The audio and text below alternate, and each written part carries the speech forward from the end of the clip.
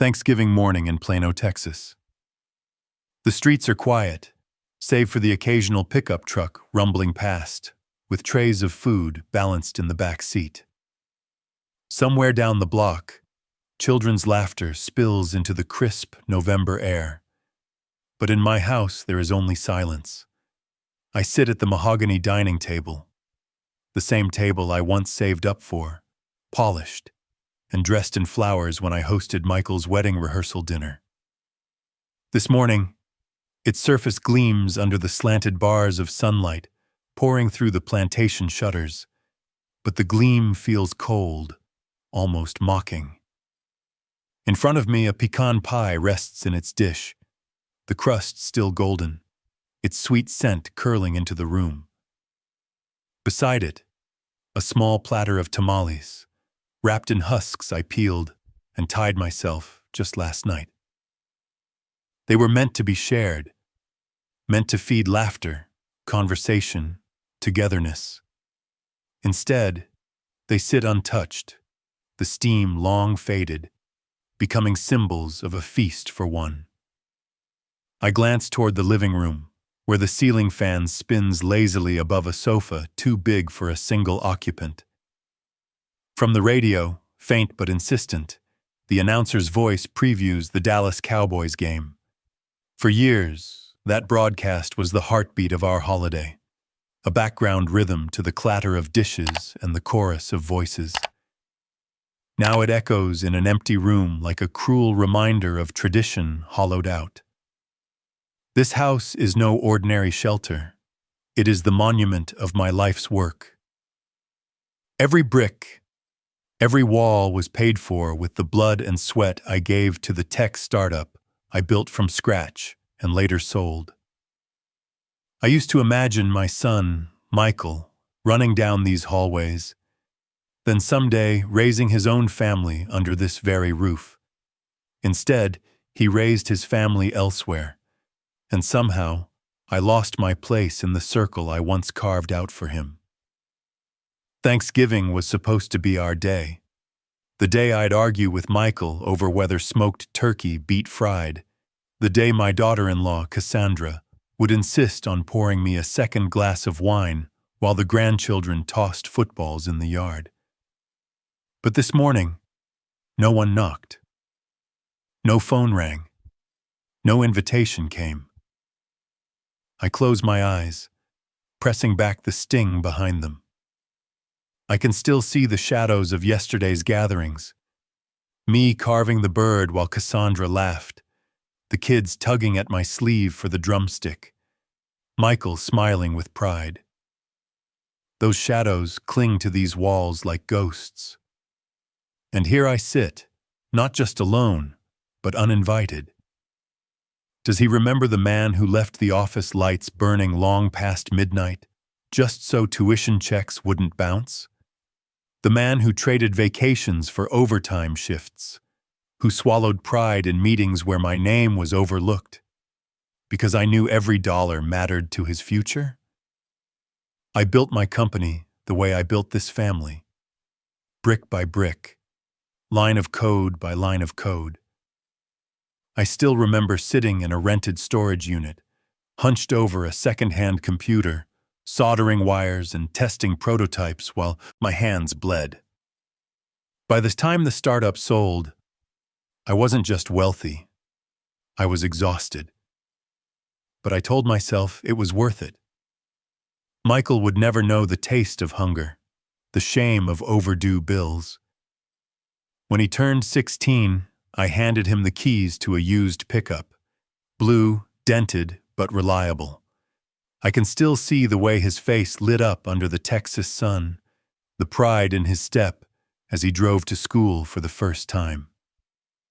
He never knew the truck was paid for by nights I'd skipped dinner, sustained only by coffee and cheap ramen at my desk. College came, and so did the tuition bills. I wrote those checks without hesitation, even when my own savings shrank. I remember the sting of my pen pressing into the paper, the relief that followed as I mailed each envelope. This is for him, I whispered, almost like a prayer. Then his wedding day. Lord, how my hands trembled when I stood at that altar, ready to give the toast. Cassandra glowed in her gown, and Michael's smile outshone every candle in that church. I had paid for the venue, the catering, even the string quartet they wanted because nothing less would do. Not a complaint left my lips. Instead, I raised my glass high and said, "To a love that lasts longer than my years." I thought I was laying down stepping stones for them, clearing every obstacle, giving them a path smoother than mine. What I didn't realize was that with every sacrifice, I erased myself a little more. Each check, each gift, each hour of work became invisible, taken for granted. Now the contrast cuts deep. Back then, I carried the weight of the sky so he could walk unburdened. Today, that same sun closes his door to me, as if my presence is an inconvenience, an embarrassment. It is a cruel symmetry. How a man who once poured his lifeblood into building a home can find himself a stranger within it. And yet, here I sit, still asking the same question. Was it love I gave, or just an endless credit line disguised as devotion? It started with Cassandra, my daughter-in-law. Polite smiles at first, clipped words later. She would glance at me when I offered advice, on fixing the fence, on refinancing their first home, and I could see the wall going up in her eyes. "Thanks, Dad, but we've got it handled," she'd say, though I was the one writing the checks that handled everything. Michael followed her lead.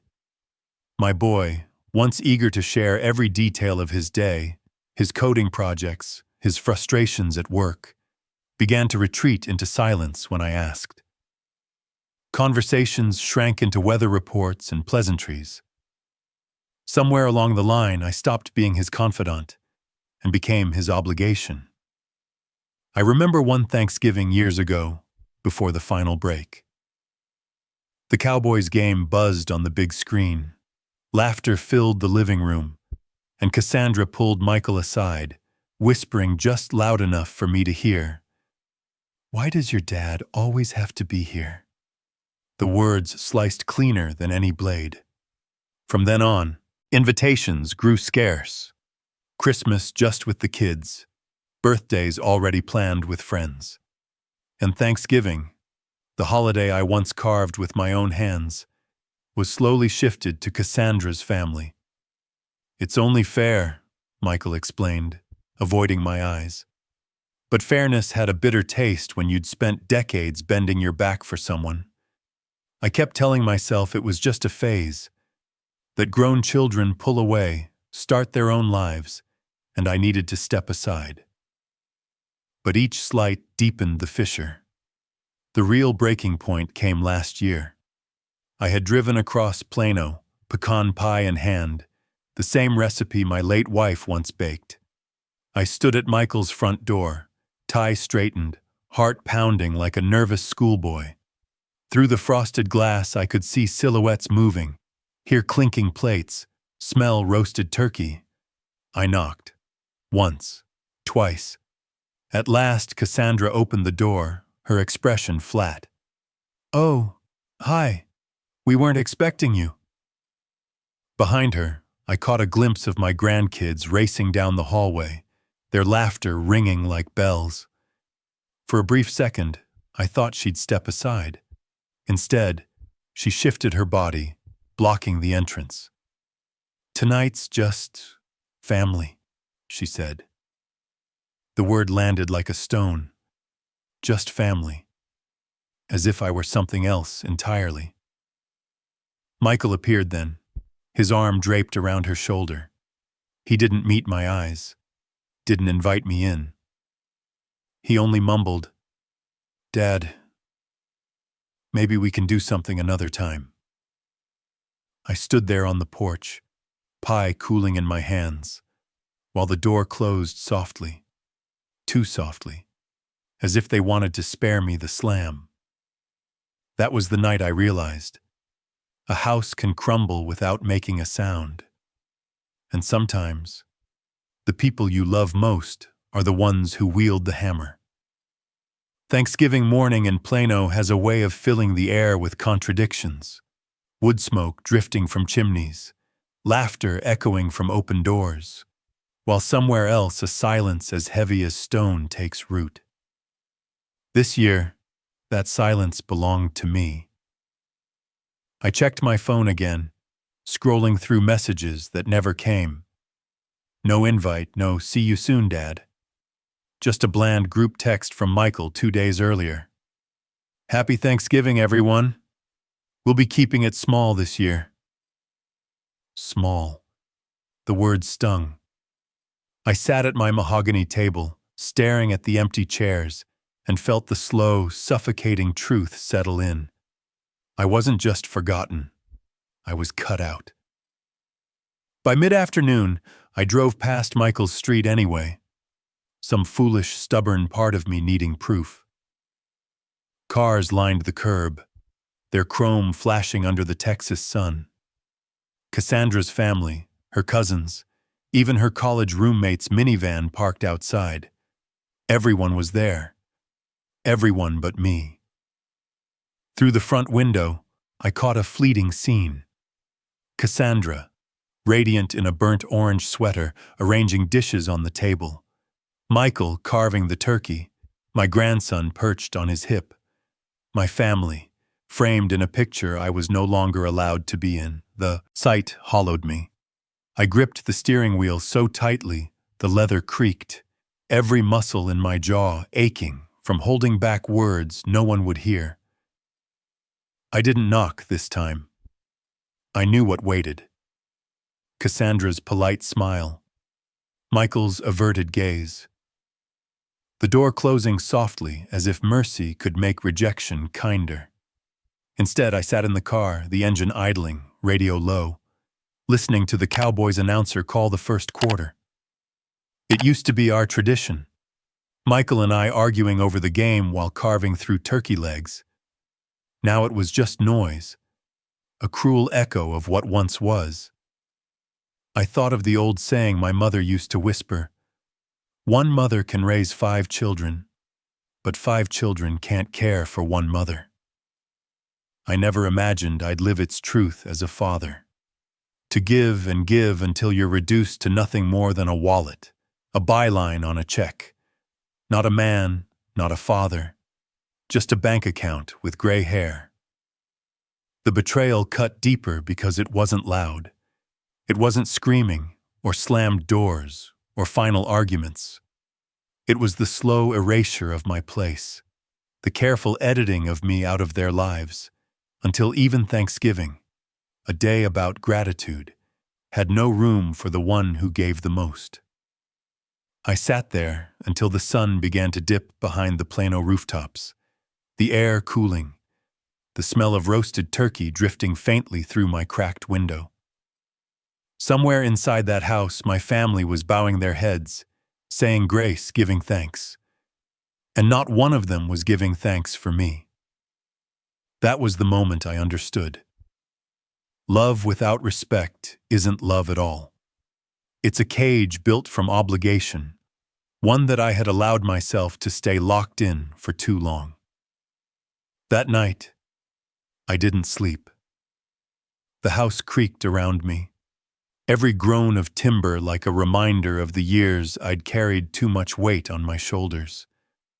I sat in my study, the walls lined with books I once swore I'd pass down to Michael. Leadership manuals, engineering texts, the story of how we built Silicon Valley from basements and borrowed money. A lamp cast its tired light over the oak desk. And there, spread out before me, were the remnants of a lifetime of sacrifice. Tuition receipts, mortgage papers, the loan I'd co-signed for Michael's first house. Proof that every brick of his comfort was mortared with my sweat. I picked up one paper after another, fingers trembling. And then I laughed. a bitter, quiet laugh that startled even me. Because what did it all amount to? A Thanksgiving where my name wasn't even on the guest list. For years, I told myself that enduring their slights was what love demanded, that family meant absorbing the blows, swallowing the hurt, waiting for gratitude that never came. But staring at those papers, I finally saw the truth. Love without respect is nothing but slow death. I reached for a lighter. Its click echoed in the room, sharp and final. One by one, I fed the documents into a metal wastebasket. The flames licked up tuition, bills, house deeds, every piece of paper that tied me to their sense of entitlement. Smoke curled upward, thin and gray, like ghosts leaving my chest. By the time the fire died down, I felt lighter than I had in decades. I walked through the house, closing doors behind me, not just to keep in the warmth, but as a symbol, a boundary. For too long, my door had been open no matter the hour, no matter the cost. Tonight, I locked it, not from malice, but from mercy, for myself. I sat again at the dining table. The pecan pie was still there, untouched, its glaze hardened under the cold light. I cut a slice, ate it slowly, and with each bite I realized something profound. Solitude wasn't the same as loneliness. Loneliness was waiting for someone else to fill the silence. Solitude was claiming it as your own. The decision crystallized then. I would not chase their approval anymore. I would not beg for scraps of affection tossed like leftovers. I would build a new life, one where I was more than a wallet, more than a placeholder, a life where dignity sat at the head of the table. Enough, I whispered to the empty room. This ends here. It wasn't rage that filled me. It was clarity, the kind that comes when you finally stop looking backward and realize the road ahead, though lonelier, might just lead to peace. And in that moment, I made my choice.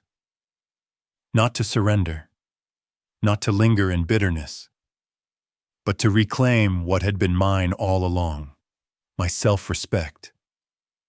The morning after, the air in Plano was crisp, almost sweet, carrying the faint smell of mesquite from someone else's smoker down the block. Thanksgiving had passed, but in my chest, something new had settled, a strange stillness that felt closer to peace than sorrow. I poured myself a cup of coffee and sat on the porch, the same porch where Michael used to sit cross-legged as a boy, hammering toy nails into the steps while I built the real thing. Back then, I believed the formula was simple. Sacrifice enough, give enough, and love would return to you in kind. But now I saw how flawed that equation was.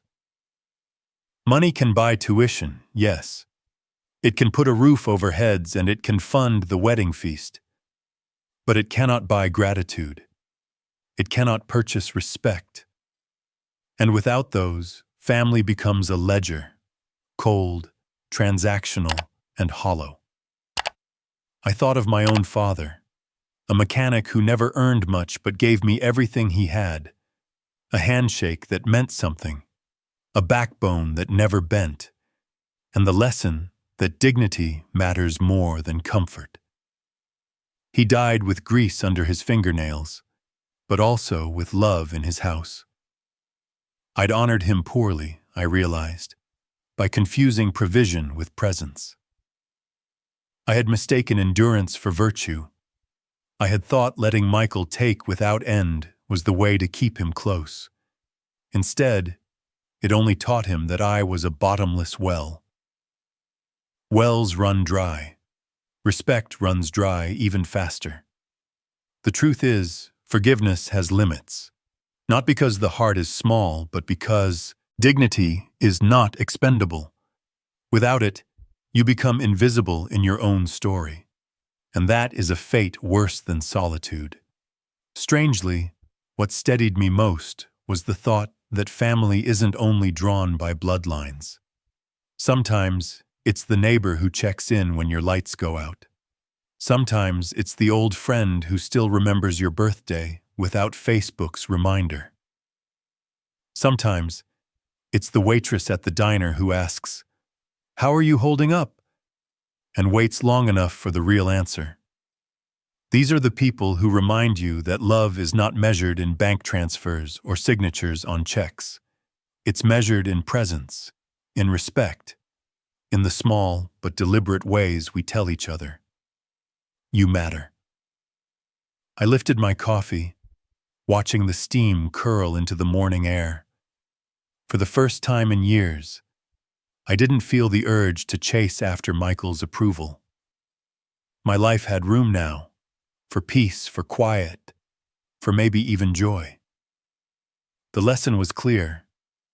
You can give your children the world, but if you give away your self-respect along with it, you've given them nothing worth keeping.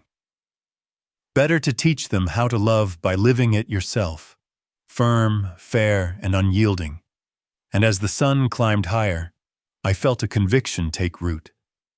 Perhaps this was the gift I was meant to leave behind.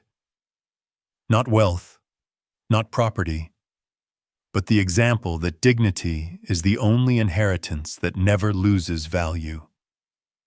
Thanksgiving weekend faded into the quiet hum of ordinary days. The pie was gone, the tamales too, but what lingered was not bitterness. It was a kind of clarity, a hard truth I'd long avoided staring at. I sat at the same mahogany table, pen in hand, writing words I wished someone had told me years ago. Not for Michael, he had chosen his path, but for the generations that would come after. For anyone who might one day mistake sacrifice for love's guarantee. Here's what I would tell them. Do not wait until the chair at the table is empty to value the one who filled it. Parents are not immortal, and neither is time. Every holiday skipped, every phone call unanswered, is a debt that cannot be repaid once the ledger of life closes.